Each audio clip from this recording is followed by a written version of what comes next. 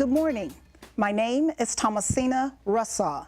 I am the Director of Engaging Communities Initiative for the Peninsula Conflict Resolution Center. Welcome to the first of a mini-series of the Community Race Relation Dialogues. Today, you have been asked to come and participate in real conversations around your experience as African Americans. We have a day planned for you today, so we're going to take a look at the agenda and just let you know how the day is going to be mapped out for you. Is that okay? Okay, so we've just gone through our welcome. We have an icebreaker where we'll talk about what is race relations and give you an opportunity to participate and then introduce who you are. And we have the group agreements, which I'll go through with you in a moment. We have a video presentation. We have a breakout group where you guys will talk about the video presentation. And then we'll come back into a larger group, and then you'll talk about what you discussed in your breakout group. Then we'll have next steps, we'll have a summary, and then that'll be it for today. Is that okay? All right, so let's talk about the group agreements. The group agreements are designed for you to conduct a nice dialogue so that the process is smooth and everybody gets an opportunity to participate. Okay, so we'll be asking you that one person speak at a time, that you speak respectfully, speak from your own experience, that you share airtime, so that's step up and then step back and allow somebody else to participate. Then we'll listen for new information, which is something that maybe you haven't heard before. And then we'll take responsibility for your own participation. So if you have to probably step out for a moment, and then we'll allow you to do that, whether it's go to the restroom, maybe you need some water or something like that, then you come on back, and then expect disagreement, because everybody may have different points of views about what's going on. Then we're gonna ask you to turn off your cool cell phone tones, all right, on your devices. Is that okay? All right, okay. So let's see who's with us today. All right, let's talk about race relations and give you a definition for that in order for you to discuss it a little bit more. So if we can look over here, what is race relation? The relations between members of two or more human races, especially within a single community. Race relations are the ways in which people of different races living together in the same community behave towards one another. So with that definition, I'm going to ask you, why is it important to talk about race relations? So let's think about that. All right. I want you to give me your name and your grade, and then tell me why it's important to talk about race relation. Who wants to go first? All right, Josiah. Hello, I'm Josiah. I'm 13, I'm in the 7th grade.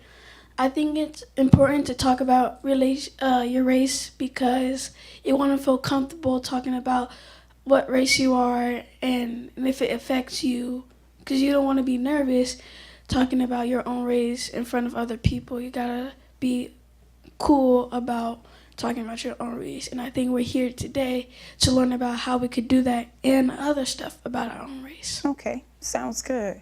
So being comfortable talking and discussing who you are, where you come from. Race relations are important because without race relations, there won't be a sense of equality between community members. So that's why it's important.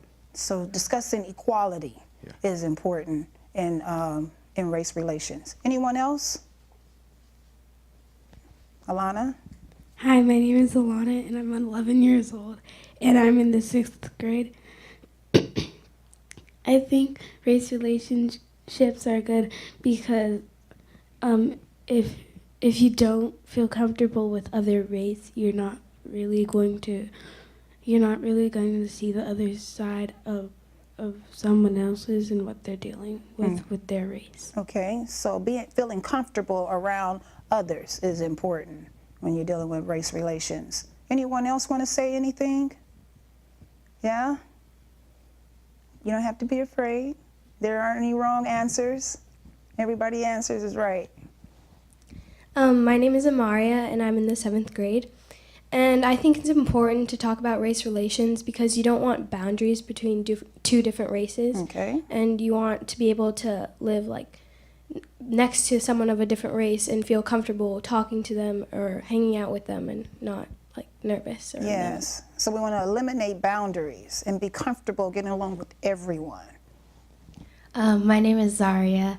I'm in the 9th grade, and I'm gonna agree with Alana and Amaria. Like, I think you should like be comfortable talking to other people of different race because I mean, you're not just gonna stay within your race your whole life. So I think you should be comfortable like to talk to anybody. Yes. So being able to branch out and experience other people. So it's a theme here of feeling comfortable. Anybody else want to say anything? My name is Naomi, and I'm a senior at MA, and I think it's great to talk about race relations for the future generations because it's not going to be the same as today. So it's great to like know each other, and and with talking to other people from the races, we gain other stuff that we do not have. So I think that's a good thing. Yes, that is a good thing. Anyone else? Okay, I think we're done. All right, thank you. Thank you for sharing. It was really good. Okay, so now what we're going to do, we're going to take a look at a video. I want you to pay attention to the details of the video. The video has an older gentleman, Mr. James White, and Mr. James is going to talk about 50 years worth of racism in his time, and then he's going to bring it all the way up until today, where he talks about his grandson and his son, and even up to the Ferguson incident. How many know about the Ferguson incident? Yeah. So listen to the details, and then after that we're going to break out into our breakout group so you can talk more about it. Okay? All right. Thank you.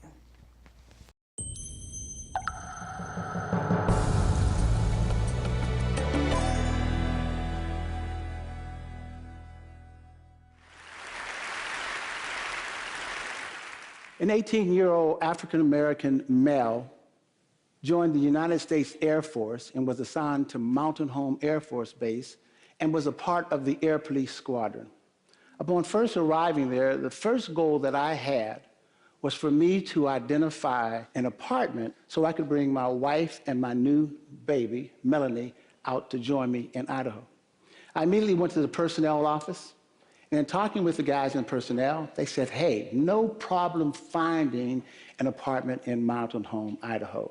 The people down there love us because they know if they have an airman who's coming in to rent one of their apartments, they'll always get their money. And that was a really important thing. He says, so here's a list of people that you can call, and then they will then allow you to select the apartment that you want. So I got the list. I made the call. The lady answered on the other end, and I told her what I wanted. She said, oh, great, you called. She said, we have 4 or 5 apartments available right now. She said, do you want a 1-bedroom or 2-bedroom? Then she said, let's not talk about that. Just come on down, select the apartment that you want. We'll sign the contract, and you'll have keys in your hand to get your family out here right away.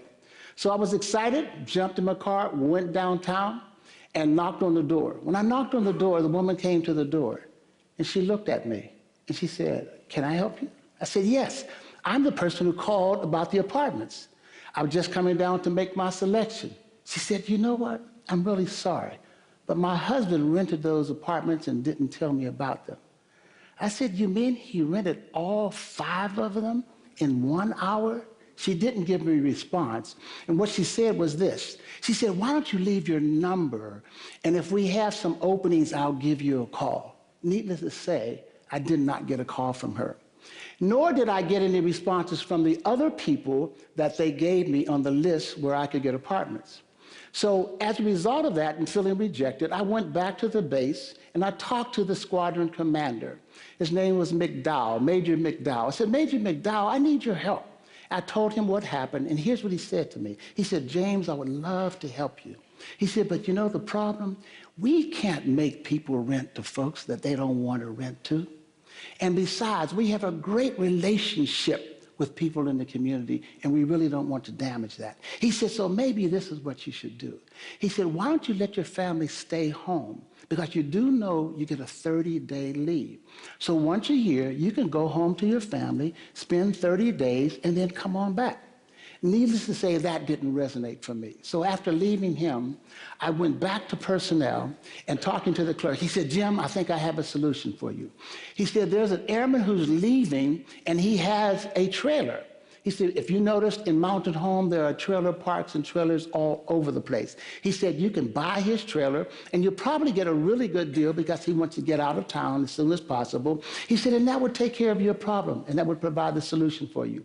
So I immediately jumped in my car, went downtown, saw the trailer. It was a small trailer. But under the circumstances, I figured that was the best thing that I could do. So I bought the trailer, and then I asked him, I said, can I just leave the trailer here? And that would take care of all my problems. I wouldn't have to find another trailer park. He said, before I say yes to that, I need to check with management. So I got back to the base. He called me back, and management said what? No, you can't leave the trailer here because we have promised that slot to some other people. And that was strange to me because there were several other slots that were open, but it just so happens that he had promised that slot to someone else.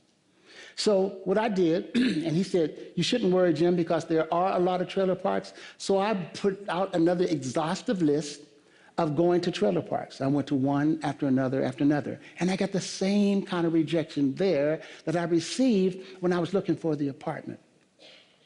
And as a result, the kind of comments that they made to me, in addition to saying that they didn't have any slots open, one person said, Jim, the reason why we can't rent to you, he said, we already have a Negro family in the trailer park. He said, and it's not me, because I like you people. He said, and that's what I did too, I chuckled too, right? He said, but here's the problem. If I let you in, the other tenants will move out, and I can't afford to take that kind of a hit.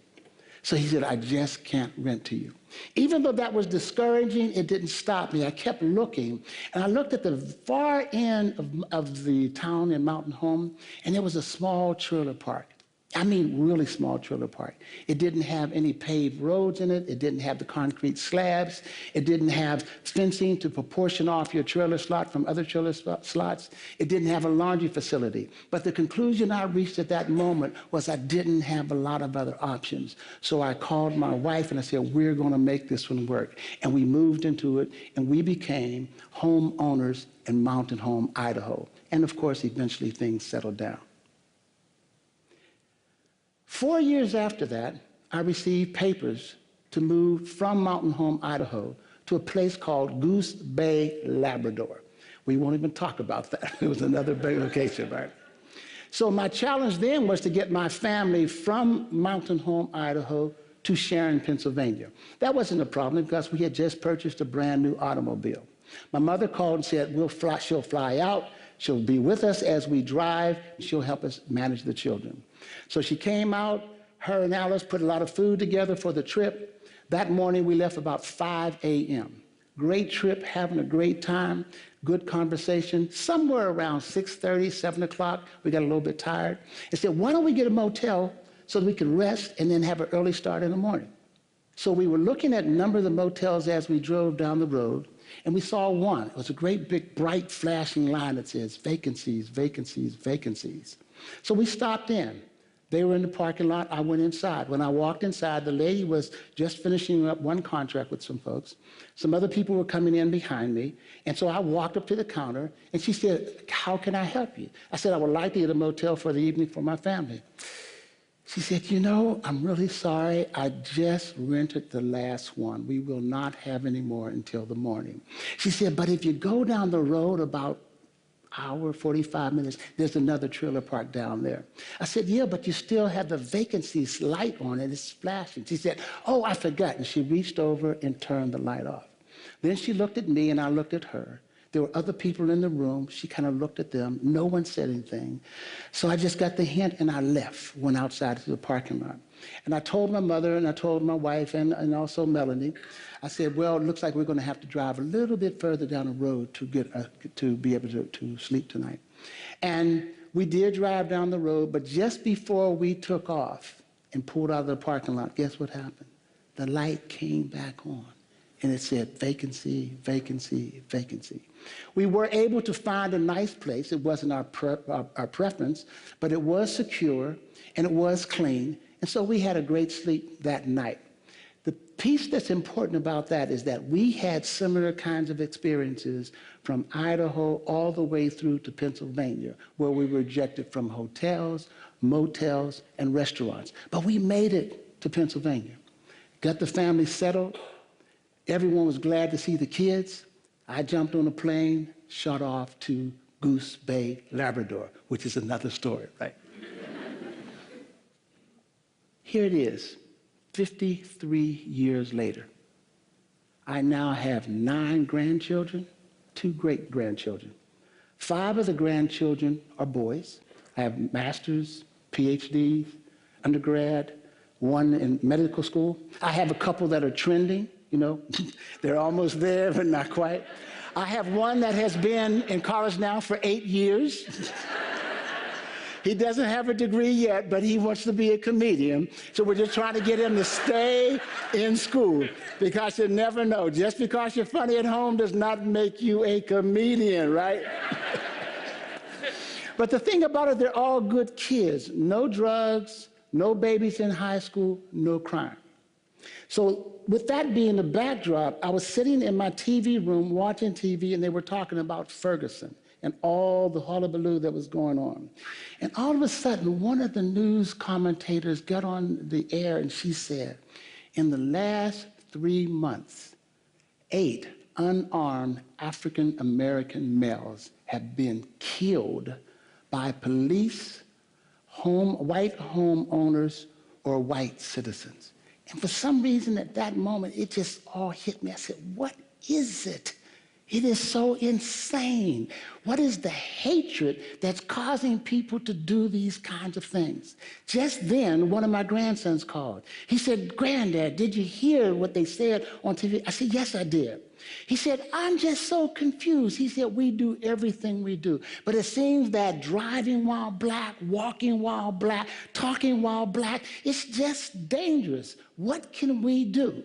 We do everything that you told us to do. When stopped by the police, we place both hands on the steering wheel at the 12 o'clock position. If asked to get identification, we tell them, I am slowly reaching over into the glove compartment to get my ID. When pulled out of the car to be searched, when laid on the ground to be searched, when our trunks are open to be searched, we don't push back, we don't challenge, because we know you've told us, don't you challenge the police. After it's over, call us and we'll be the ones who challenge. He said, and this is the piece that really bugs me.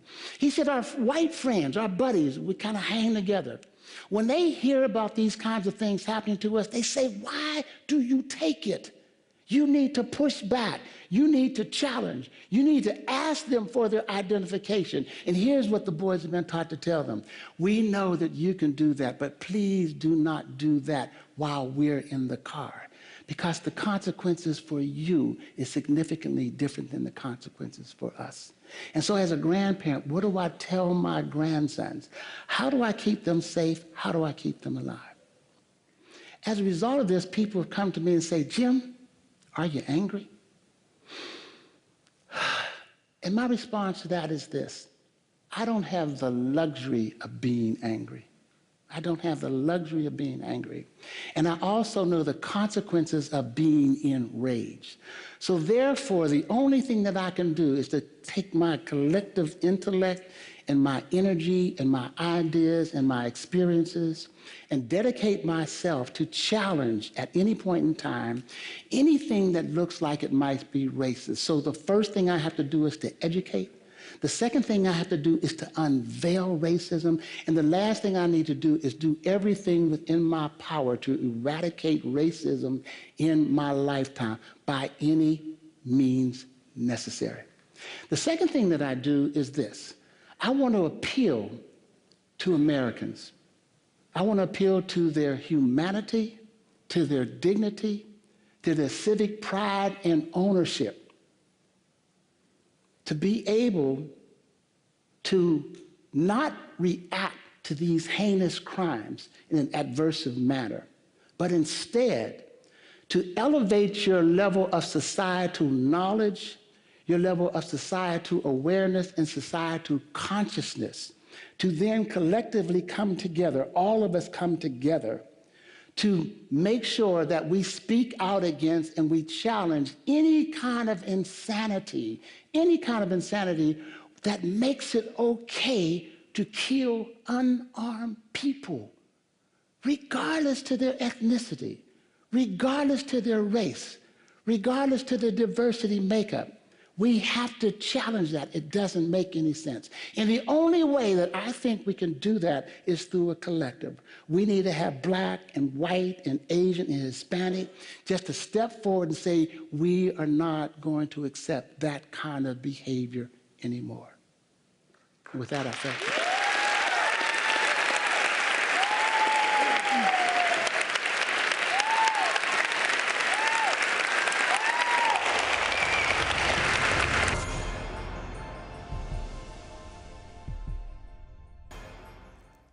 Okay, so that's Mr. White, Mr. James White. I saw you. You were listening very intently. So we're ready to talk about it. Are you ready? Okay, so now we're going to go into our breakout groups. You have Miss Shanice. She's going to be your facilitator. And so is Miss Lorna, who's going to also help facilitate, and Miss Sharinda. So we're going to go into our breakout room now. Okay? All right. Thank you. So my name's Lorna, and I'm really glad that you are all here today to participate in this dialogue.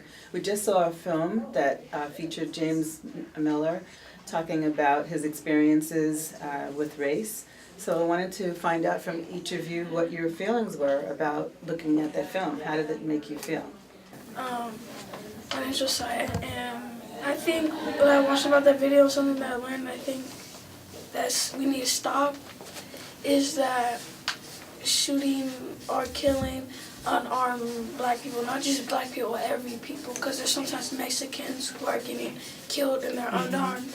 And so I think is that I think even though that they had some bad comments about Black people throughout the years, from race and how we act about our race and how we talk and how they think how we're bad and everything.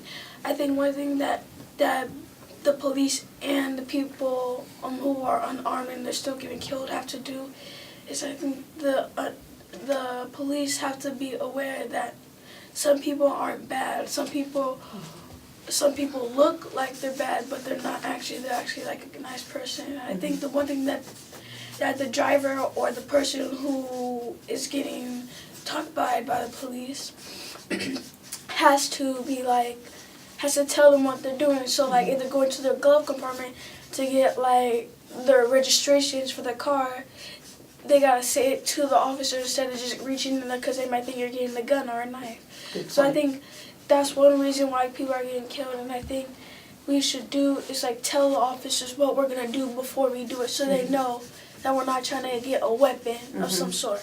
My feelings about the video is why would people want to discourage us? Because I mean we're just the same as you, just a different skin color. I think if you get to know the people, we're actually really nice and we're not gonna hurt anybody.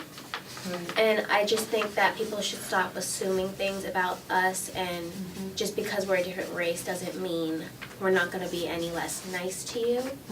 So I think we're if people are mean, it's because people are mean to us, and that's how we're treated usually, and we're taught to stand up for yourself and don't let anybody push you around. That's why people think we're mean to people intentionally. It's just we were brought up that way because people say that about people. So The video it kind of brought me back to when I think I was 12, and I went to a football camp at Stanford, and it was my first year going. I was really excited, and on the first day, they had us go around, say our names, and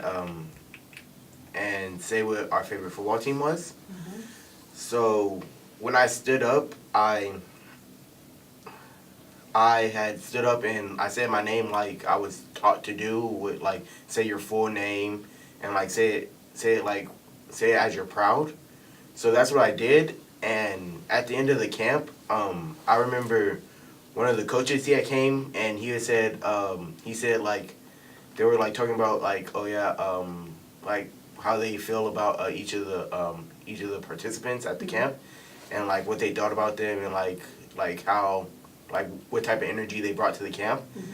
And one of the coaches he had said about me, he had said, on the first day, I thought you were a thug because of the way that you said your name. And when I was 12, like I didn't really think about it that much. But now that I'm older, it's kind of sad to like really like know that people are doing that because you're saying your name. Like it's your name. Like you should be proud about who you are and what type of person you are. True. So what kind of things do you think we can do to start making change happen? From my view, I think that there needs to be more opportunities for other races to really get together and be able to fellowship and be able to know each other and get to know each other and like learn about each other, so that if you see somebody that you know that's from opposite race, like you can say, hey, I know him. I know what type of person he is. He's a good person. So that way you don't really like, the first thought is, oh no, something bad's gonna happen because he looks like that.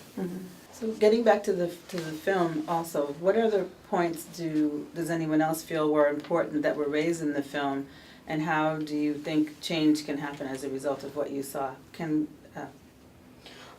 Josiah. I think change should stop about living, because it's still happening today. Like they lie to them and say that we don't have no more rooms, and they say go through the back or go through something. And I think people still do that, because sometimes in class I see like my friends who are different colors, they be like, Josiah, wait, and I ask first.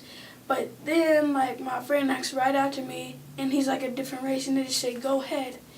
And I know they're not trying to be mean to me, but sometimes I think they just gotta I don't know how to pronounce it, but it's like just like you can't neglect or reject other races because like they're not your race or you don't like that person.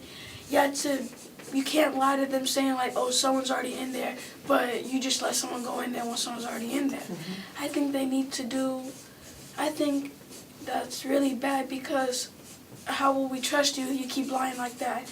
And I noticed in the video about the trailers, I was like, but they're lying, and they turned it back when the lady turned the sign back on. I thought like, wow, they just lied to a man who's not the same race as him, but they know if he was the same race as her, they would just let him in. And so and that really stood out to me a lot, because I thought that was just unacceptable, and I think that's not right to just neglect people because they're not the same race as you. You're right. I don't know if you heard the saying, you can't judge a book by its cover. Yes, it's a good saying. It's like you can't judge a person by their skin color, because just because like we're black doesn't mean we're like any other like, it's not like we're trash. I don't like when people like just push us to the side and think we're nothing. When he was talking about his grandchildren graduating, I had a thought of what goes around from the media and social media. We're not seen doing good, like stuff like that. So I think people should stop like entertaining the bad stuff that's getting out there about us. And I know there are people graduating out there and learning and stuff, so we want to see people graduating on the TV, not people, oh, they were fighting and stuff. I mean, the media should start showing good stuff that we do, not just the negative stuff that we do out there. When he first called the lady for the apartment, and she said, okay, we have lots of room, you can come out and see which one you want. And then when he actually got there and she saw what skin color he was, she rejected him and said, "Oh, my husband already rented them out in like an hour," which doesn't really make sense. So, like, I thought it wasn't really fair to, like, just because he sounds different than he looks doesn't mean you can just, like, lie to people and tell them, like, you can't have this or whatever. So what would you say would be some of the processes or things that we can do to start making these changes happen? Maybe some new ideas that haven't been done before. I know we talked about having more positive media. We talked about maybe educating people. But what other things do you think we could do to try to have change happen and engage other races with us? I think we need to, something that we need to do to stop this cause is just work together and just ignore what people are going to say about you, because you can't just let your skin color and other people control you. I was told to, like, when I grew up, like, treat others the way you would want to be treated.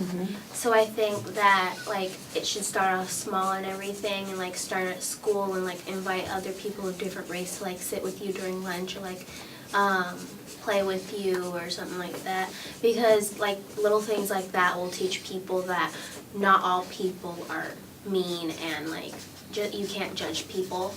And so I think that we should just start small with, like, school and everything. Well, there's private schools, and I used to go to one, and there used to be, like, all white. But when I moved to the public schools, I noticed all these different races all getting along: Mexican, Black, Polynesian, Asian, Tongan, Samoan, all of them, and they're all getting along. Some are bad, some are good, some are medium. And I'm noticing that the more the private schools that I've been to, shadowed at, I noticed just like one race, and that's all white. But when I go to public schools like MA, Sequoia, like all these other schools, I notice how there's all these different races, and they're all just getting along.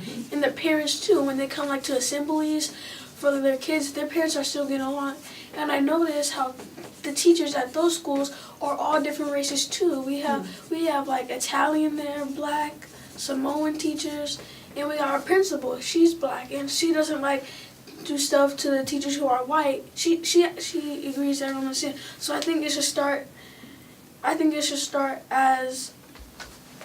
think the thing that we started is at school, like have more, allowing like just more kids of different races into private schools, so white people get the feel of Black people, because they're not always just going to be in a place where it's all white people. So I think they should be allowing just more people of different races in without any question. Like actually my few question, but I think like all like if you allow them even into private schools, I think you can learn another side about each race and how, like, why they act bad or why they're like this. Michael?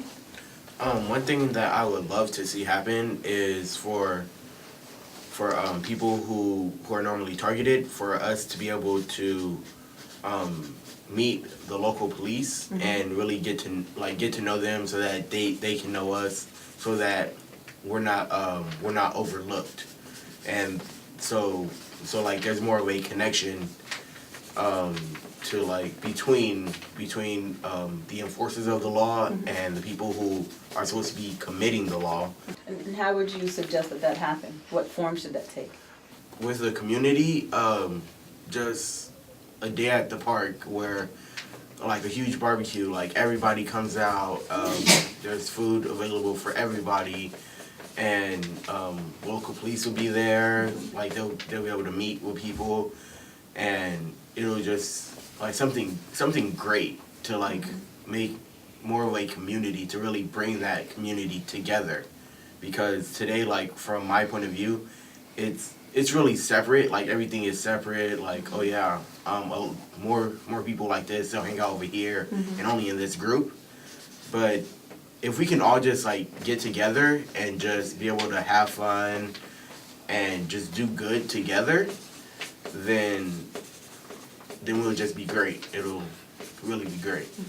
I feel like that just the police should get like another guideline what everyone should do, not just ask because you're Black or when you're taking your ID, you're supposed to say you're taking your ID. That brings a sense of inequality. So I would love like something that everyone's gonna do, you know. Yeah, it's better than some race doing this, some race doing this, like that. Just all over, just one thing that everyone should do when they're pulled over to like bring a sense of equality. Can I clarify something? So are you saying that we should learn how to interact with the police when they're stopping? Is No, that what like you're saying? everyone should be told. Everyone needs to know there that. should be like guidelines for what everyone should do than just telling, oh, you're supposed to do this because Gotcha. you're black, you're supposed to do this, yeah, when you're pulled over. So then what you're saying then is it would allow. When we like have one similar thing to do when you're pulled over, that brings a sense of equality, then when we have different stuff to do when you're pulled over, that brings a sense of inequality. So then the police would also treat people more equally too, because everyone would be responding the same way, and then the population would also learn because they're taught the same way. Yeah. So then that has equality on both sides. Yeah. Right, good point. Sometimes I feel like black people aren't equal at all. Like it's still going on from racism because let's say I get pulled over and I say I'm half white and they let me off with the warning. But if I'm full black, I feel like they don't give me as much opportunities as any other race. And I also agree with Michael's idea because I think we need to be treated as a big race, not as just like a mixed race, not as just one race. Because I've been noticing at school now it's like Mexicans at one table, blacks at another, and I think we just need to invite everyone into everyone else's very racist life. What else can we do besides things like a picnic? How do we have the conversation continue between the races so that we're able to really start making some changes and having the interactions that we need? I, as an African immigrant, I came here last year, and what I know is most of us that come here after, we really do not know what goes on here in the United States. So and most of the African immigrants that I know, they don't consider themselves African Americans. They just want to say African because they get carried away from being told from other people that have lived here for a long time, oh, don't say you're African American, you're going to be stereotyped and stuff. So I think when you should like find more African immigrants and educate them of, you know, how to mix we share the same color and stuff. So yeah, there should be like some education there. And so what are some ways that could happen? Because then what you're speaking about is divisions within our race, in addition to the divisions that we have externally with other people with other races. We have issues within our own race. So then, what are some suggestions that maybe you could put forward that would help us bridge that? I think ourselves, we can talk to them and or I can talk to them and get to know they're not really bad people, or you can approach me and, oh, I'm gonna learn, oh, they're actually nice, so what, you're gonna get over what you're hearing out there from people who don't actually know what goes on in the black race. Yeah. What else can we do to educate others, but empower ourselves as well to be able to maneuver within the confines of the issues of race that we have? Because we have to kind of work with where we are as well as improve where we want to go. Josiah? I think that we should do is just like he said, a day in the barbecue, but I think another thing that we should do is like sports gatherings, because if you go to schools, you see all these different races just getting along playing sports, but I think like if you've seen a Warriors game, there's all different races and they're all sitting next to each other and you just look over and they high five them, and none of them will be like, no, you're black or Mexican, so I don't want to high five. They just be like, yeah. So I think like something that people enjoy to do can help bring the different races closer together. I agree with Josiah, because if it's like something everyone likes to do, then they don't really pay attention to like what race, or like, oh, you like this and you're black, so you can't like high five me or whatever. But I agree that like doing things like this, like talking about like our experiences and like how we feel about the topic, is really good to like let other people know like what's going on. So how do you each talk to your friends and your peers about these issues? I'd like to kind of hear how you do that. Or do you do that? Or is it a comfortable space to talk to your peers about that? When I got here, before someone talks to me to know that I'm not from the United States, I'm actually African, they don't want to talk to me. They like draw themselves away because of my color. But when I talk to them and they get to know that I'm not from here, they're like, oh, we can be friends now because you're not. And it got to a point someone said, oh, you're not one of them. And I asked her, what do you mean you're not one of them? We share the same skin color. And I told her, if you're not going to treat me, you're not going to be my friend because I'm not from here. I mean, this is my color and I share with them. So that just because you don't share like a common culture doesn't mean you have to be mean about them, about you guys, the African Americans, just because I'm African, yeah. How I talk about it is I would tell one of my friends, like, it could be one of my Mexican friends, one of my black friends, one of my Tongan friends, one of my Samoan friends, any race, and I'll just tell them how I'm feeling about racism. And sometimes they do something about it, but in a rude way. If we tell someone how we're feeling, we can't say, we could say all we want, but it has to be in a nicer way because a lot of people think of Polynesians as hard, strong, and tough, and black people the same way. They think about Mexicans as sort of like they would talk to you in Spanish and you wouldn't know what they're saying, but I think that we need to stand for our race, and yeah. So at my school, I don't really talk to mostly anyone about it because I go to a private school and the majority is white. But there is another African American girl in my grade, and sometimes we speak about it, but not really, because mostly there's not really things going on out in the open. Sometimes people like disclude you from things, but they'll do it in secret, so they'll be like, oh, we already have like a team for this, or oh, whatever. And so we both just say okay, and then we just play by ourselves, I guess, because we don't really usually hang out with them. We have other friends that we hang out with, but like, yeah. For me, I have like different raced friends, but I mean, whenever I ask some of my like white friends to like come hang out with like the people that I hang out with, which is like Latina and Latino people and black people, they're just like, well, I don't know if they're gonna get into a fight with me, or like if I say something wrong, they're gonna, you know, hurt me. But like, I mean, my friends, like, we've welcomed many people into like our group and everything, and I just think that people should try new things. So I talk to my friends like calmly, and like if they say something that I think is negative, I don't strike back like, so you're racist. I just be like, well, some people are like, so I talk to them in a calm way, and I speak proud about myself. Like I have my back straight and I'm talking straight at them. I'm not like this. So I talk to my friends in a proud way.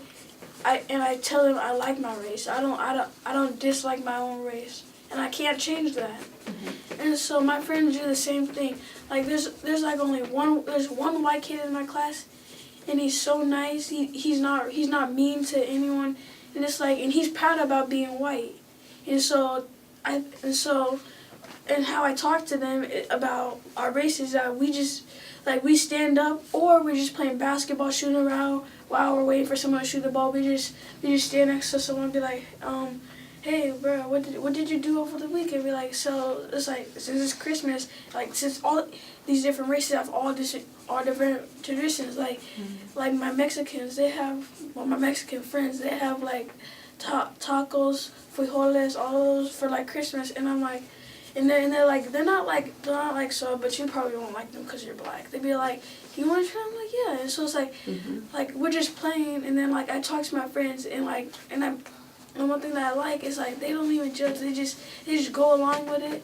And sometimes later on they will strike back, but they don't strike back as often because how we talk to them makes them feel like it's not a big deal, and that's what I like. So is there anything that you think your schools can do to help with this Okay, let me start with Alana. We have this thing called multicultural celebration where you celebrate Chinese people, Black people, Asian people. And Polynesian, any race, every single race that we could think of. But we also had Black History Month like we did yesterday, and El Salvadorian showcase. And we also have there's one Asian kid, and I feel like she feels left out because we don't celebrate Chinese New Year at all. Oh, go ahead. Can I just clarify? So it sounds like multicultural days are a great thing, but you're saying, what I hear you saying is that there's some cultures that are not being celebrated. So having celebrations of the cultures of the kids who are in the school. Yeah. Thank you. Okay. You're welcome. And then as a follow-up for that, then that child does not feel comfortable, or as her friend, you don't feel comfortable saying to the school, maybe we should celebrate Chinese New Year next year, or maybe we should, figure out a way to have everybody feel more included. So that would mean kind of having a voice to try to figure out how to make that happen, or maybe the parents could raise it to the parents, and then maybe they could. Yeah, because it seems like she has to work her way into being a certain culture. When I was at this other private school, where I played football, the coach, he told us all the Black players that if any of the Black coaches, if we see you guys hanging in a group with only Blacks, we'll separate you guys, and you'll be benched for a quarter in the game. So that kind of got us to hang out with other cultures, and that's how I actually made a lot more friends. And like some days, like I wouldn't really like. I would just like forget to like go and like hang out with like my African American friends and like say what's up to them, and like I just like already go to like my other friends, and they were like, oh, and like we'll just like we'll joke around as if like we've been knowing each other for like a long time. They mostly put one race in one. There's 4 tables, 4 desks, and 4 kind of thingy, and like, and then they put Mexican, and then the next one's like Polynesian. I think they should do is like put one culture at each spot, so like so it should be Black, and then Mexican, and Polynesian, and Asian, and then the same thing all around, just so they could just so like when they had talking time, they could talk about different races. And see how they could like represent, they go to that country one day, so they know how to speak and act with that different race instead of just staying with your one race family. That's a good idea. So the teachers are actually placing the kids by race together instead of trying to figure out that it could be more integrated of an experience in the classroom. Like one race at each, and for the 4 tables, one race at each. Yeah. Right. So then they could cross talk and learn more from one another. Like how you got there, or how you speak that language. Yeah, that would go a long way in opening up the conversation between everyone if they were sitting together on a regular basis instead of separately. That's a very good point. Many people like fail to interact with different races because they wait to be talked to, and I think that people should just go themselves and talk to them. Because it's not only, I think the hate kind of like goes either way. The Black people are gonna be told, oh, don't talk to the other races. You're gonna be told this and that, and then the other races still don't talk to them because of this and that. So I think people should not wait and just go for it. You're gonna learn they're not actually bad, and if they go for it, they're also gonna learn it's not something bad. So the thing is, just go for it. To really take an opportunity to talk to one another and not think that someone else is going to do it. Right. To really make it be your mission to make the changes. So do you all feel like you have a voice then in making change? Yes. So that's good. So you're able to feel comfortable in voicing your concerns, and either at school or amongst your friends, etc. What's one thing that you would say that you have learned that you can take away from today's participation? I think I could tell my friends to talk to different people in different groups and everything.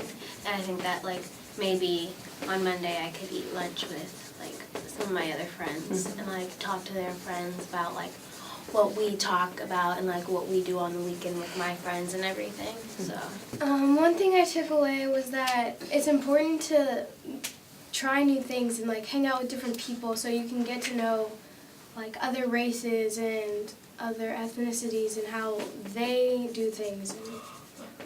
Great. Well, thank you so much for giving your honest comments today in this focus group breakout session. I think it was really important, and I think that we've learned a lot from seeing the film as well as getting your feedback on the film and what you can do moving forward in your schools and as individuals. So thank you so much for participating. Thank you for letting us ask you the question.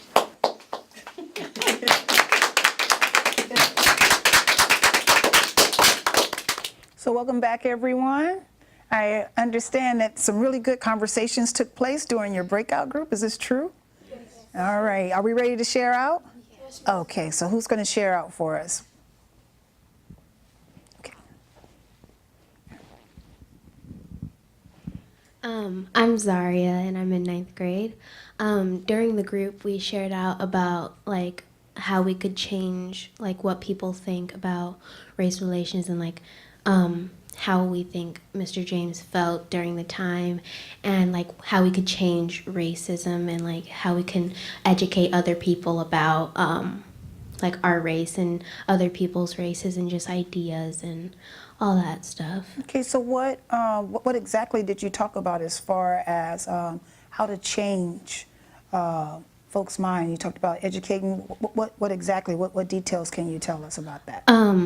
So Alana was talking about how like we should implement like clubs and stuff like that, and then Amari was saying how we should integrate her school because it's like a private school and it's majority white, and Michael was talking about how we should like have a barbecue and like the local police would come and get to know like the citizens and everything. Oh, nice. And how like Naomi was saying that she came from Africa and like not a lot of people were like talking to her, but like when they heard she was different, like they talked to her, but she wants to like make everything equal. And so that's how like we would like, yeah. Okay, sounds good. Michael, would you like to share? In the smaller group, we kind of went over ideas and how we felt about things that have happened to us personally. And there was some really good things that were said and things that were brought up, and really good ideas to kind of incorporate everybody and to have a better sense of community between all different races. So, do you have any details around how that or what that would look like? Some things that were said were to. Sorry. It's okay. Take your time. Let me refer back to it.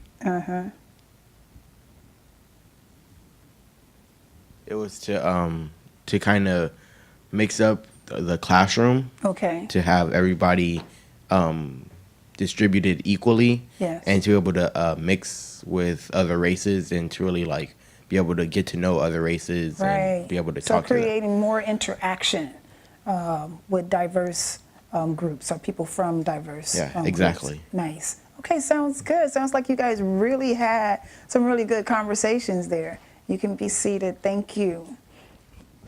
All right, I think you deserve a round of applause. Yeah, good job. Good job. So you want to give the mic back to Ms. Sharinda? Thank you. Okay, so that ends our session for today. Our next steps, actually, I think you have an action component, right? All right, let's take out your cell phones. This is the one time I will allow cell phones to be used during a dialogue process.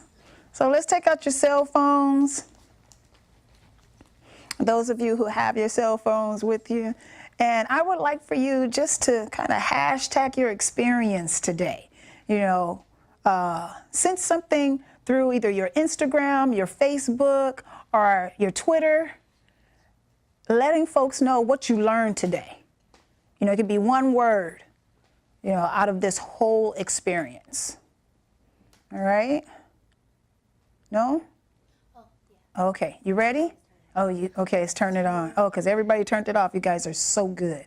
Okay, so while you're doing that, while you're turning it on, let's go around and give me a one-word experience that from your experience here. Okay, just one word. Like if you was to say how it was for you today, like I would say, oh, this was cool. You know, what would you say? Let's start from this end. Naomi. Awesome. Okay, Josiah. One word. Interesting. Nice. Change of thoughts. Oh, good. Equality. Nice. One word. Justice. Okay, nice.